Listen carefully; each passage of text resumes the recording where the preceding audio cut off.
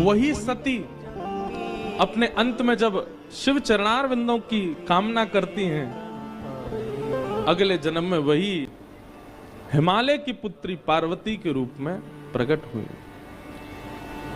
पराम्बा जगदम्बा श्री पार्वती मैया की, श्री पार्वती जी का प्रादुर्भाव हुआ। पार्वती जी के हिमालय में प्रकट होते ही, ये हिमालय जहां संतों का निवास अति बताया जाता है, संत जन हिमालय पर जाकर के अपने अपने डेरा जमाने लगे, शुभ संकेत होने लगे, सब जगह भजन साधना आदि सब योग बल प्रारंभ होने लगा। नारद जी महाराज को जब ये समाचार पड़ा कि हिमालय के यहां पुत्री ने जन्म लिया है, नारद जी पहुंचे और हिमालय ने खूब स्वागत किया, सत्कार किया, संत पधारे, चरणों में प्रणाम करके अपनी कन्या को जैसे ही गोद में दिया, पूछा महाराज इस कन्या के विषय में कुछ बतलाइए, ये कन्या कैसी होगी, इसके गुण बताइए, इसके बारे में कुछ कहिए ना। कह मुनि बहिस गूढ़ मृदु बानी, सोता तुम्हारी सकल गुण खानी, सुंदर सहज सुशील सयानी, नाम उमा अंबिका भवानी। और सबसे विशेष गुण पर प्रकाश डालते हुए नारद जी महाराज कहते हैं, आपकी जो ये लाली है ना, ये ब्याह के बाद अपने पति की अति प्रिय होगी। इनके जो पतिदेव होंगे वो इनसे बहुत प्रेम करने वाले होंगे, इसलिए आप बिल्कुल चिंतित मत होइए, आपकी लाली में सारे गुण ही गुण हैं।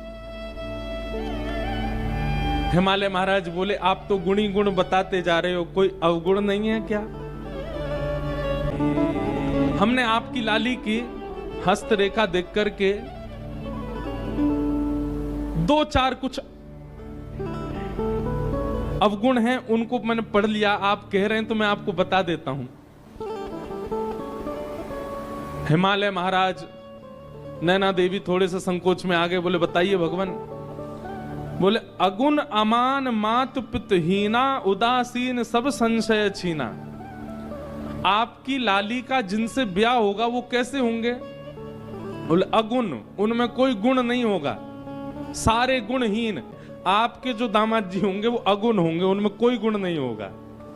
आप किसी दूसरे से कह नहीं सकते कि हमारे दामाद जी में ये गुण है, अगुण। और अमान, मान रहित होंगे। कभी अगर दामाद जी आए और आप उनका स्वागत सत्कार नहीं करो तो उनको बुरा नहीं लगेगा, क्योंकि वो अमान हैं, वो मान रहित हैं। और तीसरी बात तो ऐसी बताई कि महाराज मैना देवी तो अपने छाती पे हाथ रख के बैठ गई, बोले क्या मात पितहीना, आपके जो दामाद जी हैं उनके माता पिता नहीं हैं, आपके जो दामाद होंगे, मतलब आपकी लाली के सास ससुर नहीं होंगे। बोले कैसे होंगे? बोले जोगी, जटिल। जटिल किसको कहते हैं? बोले बिल्कुल जड़ के भांति जो होता है। अकाम मन, बोले काम दूर दूर तक स्पर्श नहीं करेगा उनको। अकाम मन, कोई कामना नहीं होगी उनके मन में। मैंने इनकी हस्त रेखा देख करके ये पहचान लिया है।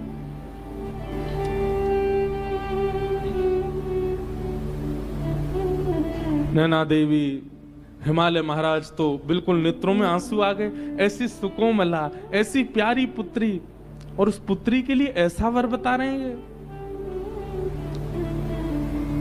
नारद जी कुछ करिए ना, ये तो पूरा माता पिता को जीवन भर यही प्रतीक्षा रहती है कि हमारी बेटी कितनी भी सुंदर हो, कितनी भी योग्य बने, पर उसका दामाद, उसका जो पति हो वो बहुत सुंदर आवे, बहुत सहज आवे, उसके अनुकूल आवे। आप कैसा बता रहे हैं? हमको तो बड़ी घबराहट हो रही है मन में। तब नारद जी महाराज बोले, इसका एक उपाय हो सकता है। क्या? बोले जितने गुण लक्षण हमको पार्वती जी की रेखा देख करके और इनके मस्तिष्क को पढ़ करके दिख रहे हैं, ये सारे गुण लक्षण यदि किसी दैव पुरुष में हो और उनसे इनका ब्याह हो जाए तो मंगल हो जाएगा। यदि ये सारे अवगुण किसी मानव में होंगे तो वो मानव उचित नहीं है, लेकिन ये सारे गुण लक्षण अगर किसी देव में हो और उनसे इनका ब्याह हो जाए तो मंगलकारी होगा।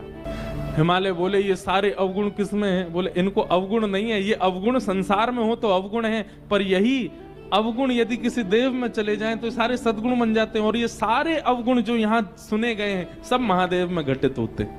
अगर महादेव आपकी पुत्री को स्वीकार कर लेंगे तो इनकी हस्तरेखा और इनकी जन्म कुंडली भी सत्य हो जाएगी और देव देव देव भी नहीं महादेव प्राप्त हो जाएंगे। लेकिन उसके लिए आपकी पुत्री को तप करना पड़ेगा, महादेव की प्राप्ति ऐसे नहीं हो जाएगी। आपकी लाली के होने वाले वर में जो जो दोष हैं वो केवल और केवल अब तप से ही दूर हो सकते हैं। तप से महादेव प्रसन्न होंगे और महादेव ब्याहने के लिए आ गए, सारे अवगुण सगुण बन जाएंगे। पार्वती जी ने कैसा तप किया? बोले अस तप काहू न कीन भवानी, ऐसा तप आज तक किसी ने किया ही नहीं। भय अनेक धीर मुनि ज्ञानी, बड़े बड़े ज्ञानियों ने भी जब पार्वती जी को देखा, देख करके सब आश्चर्यचकित हो गए। ऐसा तप आज तक किसी ने किया ही नहीं जैसा पार्वती जी कर रही हैं। अब व्यवस्था में तप करना, जैसे कि पार्वती जी अत्यंत रूपवान हैं, पार्वती जी के पिता अत्यंत संपन्न हैं, जन्म से ही लाड़ प्यार और सब प्रकार की अनुकूल परिस्थितियां पार्वती जी ने देखी हैं और उसके बाद में इस प्रकार का तप कर रही हैं, ये आश्चर्य की बात है। पार्वती जी का ऐसा तप हुआ, उस तप के बाद आकाशवाणी होने लगी।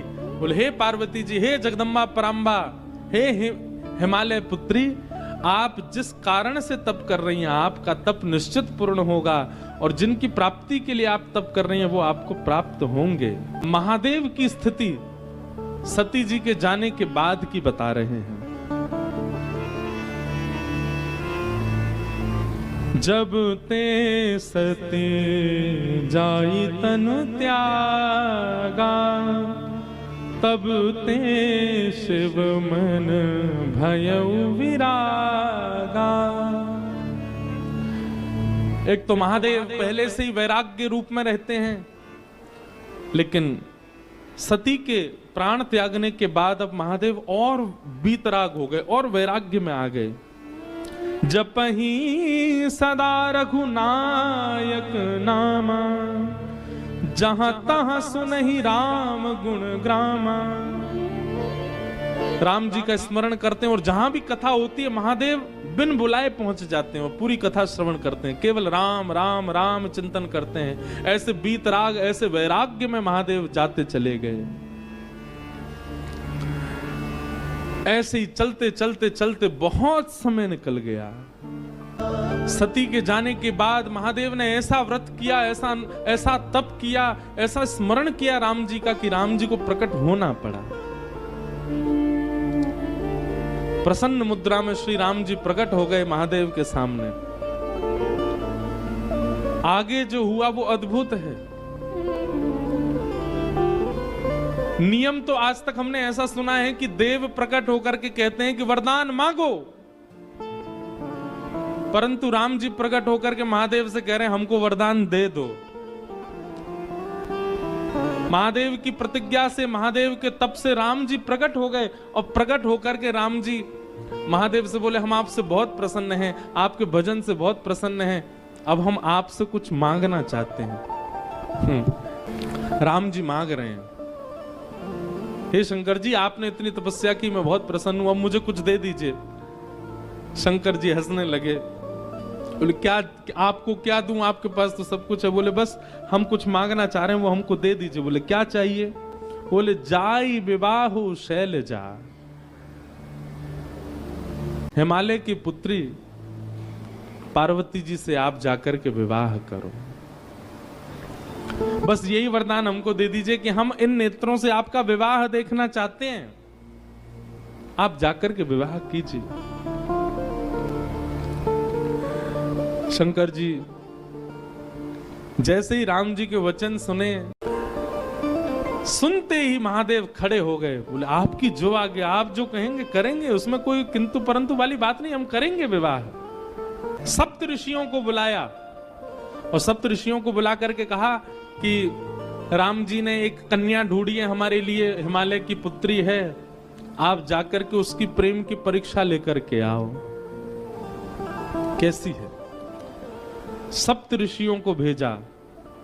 आहा, सप्त ऋषि हिमालय की उस कंदरा में गए जहां पार्वती बैठ करके तपस्या कर रही थी। सप्त ऋषि लेने के लिए गए थे परीक्षा, पर दूर कंदरा में बैठी हुई जैसे ही गौरी को देखा, पार्वती जी को देखा, तो सप्तऋषि बोले उनको कन्या नहीं दिखाई दी, उनको शैलजा नहीं दिखाई दी, उनको पार्वती नहीं दिखाई दी, तो बोले साक्षात तपस्या ही मानो बैठी हो, ऐसी लग रही है पार्वती जी। सप्तऋषियों ने पहले तो देख करके आनंदित हो गए, लेकिन कहा कि महादेव की आज्ञा है, जाकर के इनकी परीक्षा लें। सप्तऋषियों ने जाकर के परीक्षा ली। बोले बताओ ए कन्या, तुम यहां बैठ करके क्यों तपस्या कर रही हो, तुम्हारी तपस्या का कारण क्या है। पार्वती जी कह रही हैं, मेरे गुरु नारद ने आकर के जिनके वरण के लिए मुझे आज्ञा की है, मैं उन्हीं महादेव की प्राप्ति के लिए यहां तप कर रही हूं, उन्हीं महादेव की प्राप्ति के लिए यहां बैठी हूं। पार्वती जी की बात सुनकर के सप्तऋषि हंसने लगे।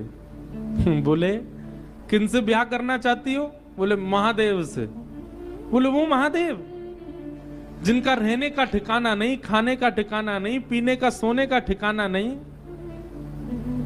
भभूति रमा करके जो रहते हैं, भूत प्रेतों के बीच जो रहते हैं, अरे जिनके ऊपर छत भी नहीं है, आकाश ही जिनकी छत है, ऐसे महादेव जिनके खुद के पहनने के वस्त्र दूसरे नहीं होते, उनसे तुम ब्याह करना चाहती हो।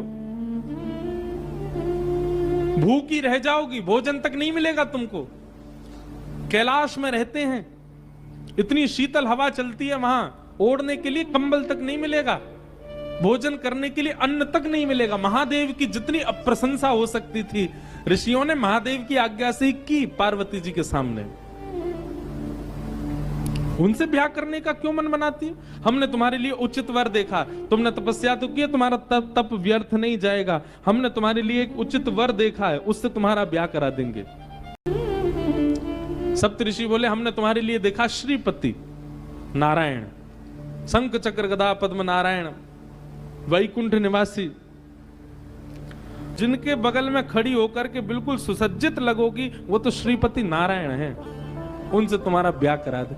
श्रीपति नाम सुनते ही पार्वती जी हंसने लगी। वाह, हे ऋषियों, आप सबको मैं प्रणाम करती हूं। आपने अभी अभी कहा श्रीपति, श्री यानी कि लक्ष्मी, और उनके जो पति हैं, मतलब जो पहले से ही विवाहित हैं, आप उनसे हमारा विवाह करवाना चाहते हो। आप हमको आकर के मार्ग दिखा रहे हो कि कलेश करवाना चाह रहे हो। मतलब हम विवाह करके वहां वैकुंठ में जाएं और फिर श्री यानी कि लक्ष्मी और हमारे बीच में विवाद ही बना रहे। क्षमा करें, इस तप के बल हमको वो सब नहीं चाहिए। मुझे अपने गुरु पर बहुत भरोसा है।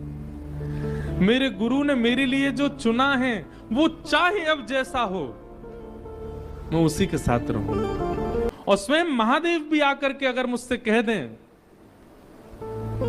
कि वे मेरा वरण नहीं करेंगे, मैं उनकी बात भी नहीं मानूंगी, मैं तब भी उन्हीं को ही पति रूप में मांगूंगी। सप्त ऋषियों के पैरों में पड़ गई पार्वती जी, और पैरों में पड़ करके बोली अब हम आपसे प्रार्थना कर रही हैं कि आप सब हमको जिद करके हमारे तप को रुकवाइए मत,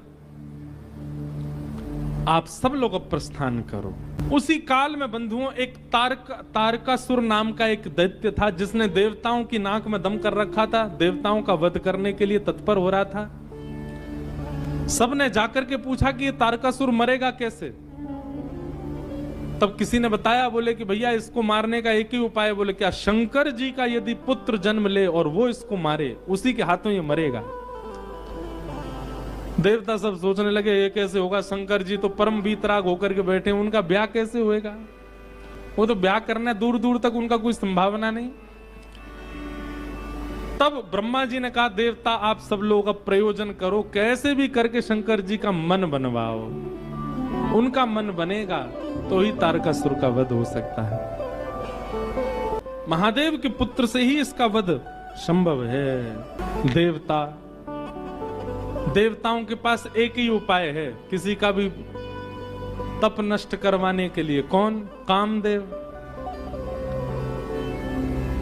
सब देवता कामदेव के पास गए।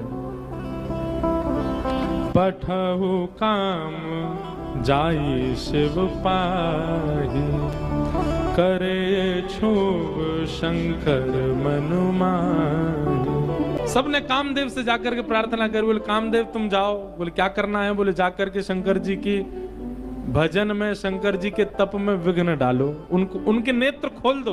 वो जैसे ही तप से बाहर आ जाएंगे उसके बाद हम जाकर के उनसे प्रार्थना कर लेंगे कि आप ब्याह कर लो, पर उनके तप को भंग करने की क्रिया तुम ही करो। कामदेव बोला आप लोगों को और कोई नहीं मिलता, बस मैं ही मिलता हूं? हैं बेचारे सज्जन लोग, श्रेष्ठ लोग तप आदि करते, मेरे को ही भेज देते हो जाके इसका तप दूर कर दो। देवता सब कहने लगे हम देवता, तुम ये सोचो ना, तुम्हारा बलिदान 33 कोटि देवताओं का लाभ करता है, पूरे ब्रह्मांड का लाभ करता है। आहा, कामदेव और जगह तो बड़े सूक्ष्म रूप में जाता है, परंतु जब पता चला कि हमारे यजमान ही महादेव हैं तो प्रचंड रूप धारण करके गया। और प्रचंड रूप कैसा धारण किया?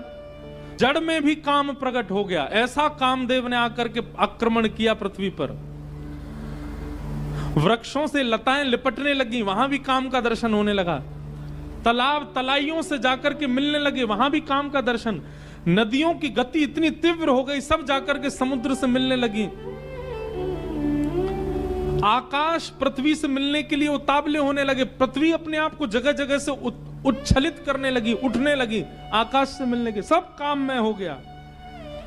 पशु पक्षी नभ जल थल चारी, भय काम वश समय विसारी। सब काम, जिस जगह देखो वहीं काम का दर्शन हो रहा है। पशु पक्षी आपस में लगे हैं, सब प्रकार के भाव सब जगह प्रकट हो रहे हैं। कामदेव जैसे ही हिमालय पर गया, कैलाश पर गया, और कैलाश पर जाकर के जैसे ही उसने शंकर जी का दर्शन किया, शंकर जी को देखते ही काम भी उनके ऊपर मोहित हो गया। ऐसा सुंदर रूप, ऐसा सुंदर वदन, ऐसी सुंदर जटा, ऐसी शीलता, ऐसी सौम्यता, मानो कामदेव भी सामने बैठ गया और शंकर जी का दर्शन करने लगा। उनके रूप को देख करके कामदेव भी मोहित होने लग गया। लेकिन महादेव के रूप को देख करके काम भी स्थिर हो गया। तभी मानो देवताओं ने जाकर के चेता, ए कामदेव तू काम करने गया है वहां पर कि तू खुद ही समाधि में बैठने गया है? जा उनके नेत्र खुलवा कैसे भी। कामदेव बोला मैंने सारे प्रयास कर लिए हैं, सब देखो पूरा विश्व काम में हो गया, पर इन पर कोई प्रभाव ही नहीं हो रहा है। तब कामदेव ने दूर देखा, एक आम का वृक्ष, उस पर चढ़ गया और एक पुष्प का बाण लेकर के कामदेव ने वहीं से महादेव का संधान। अब कामदेव को पता था कि अब मेरी मृत्यु निश्चित है, क्योंकि जब मेरे सारे बाणों से कोई काम नहीं बना, अब मैं इनको हठ पूर्वक उठाऊंगा और इनकी तप अग्नि निकलेगी, उसमें मेरा मरना निश्चित है। पर कामदेव भी सोच रहा है इनके द्वारा मेरी मृत्यु हो तो मैं भी सफल हो जाऊं। कामदेव ने वृक्ष पर चढ़ करके पुष्प का बाण जैसे ही महादेव के वक्ष पर मारा, वक्ष पर जाकर के बाण जैसे ही लगा तो ध्यान थोड़ा सा भंग हुआ, भ्रकुटी थोड़ी सी जुड़ गई। अनेक वर्षों से समाधि में बैठे हुए महादेव के नेत्र खुले, लाल ताम्र वर्ण के नेत्र हैं। जैसे ही कामदेव को देखा, तीसरा नेत्र खुल गया महादेव का, और तीसरा नेत्र खुलते ही अग्नि प्रज्वलित हो गई, कामदेव जल करके वहीं भस्म हो गया। के कामदेव की पत्नी ने जाकर के प्रणाम करके कहा, भगवान आपने मेरे पति को क्यों मारा? वो तो देवताओं के कार्य की सिद्धि के लिए आया था। महादेव इतने भोले हैं, पति को मार के तुरंत रति से बोले तुम चिंता मत करो, तुम्हारे पतिदेव तुमको प्राप्त हो जाएंगे। बोले कब? जब जदुवंश कृष्ण अवतारा, हो ही हरन महामही भारा, कृष्ण तनय होई पति तोरा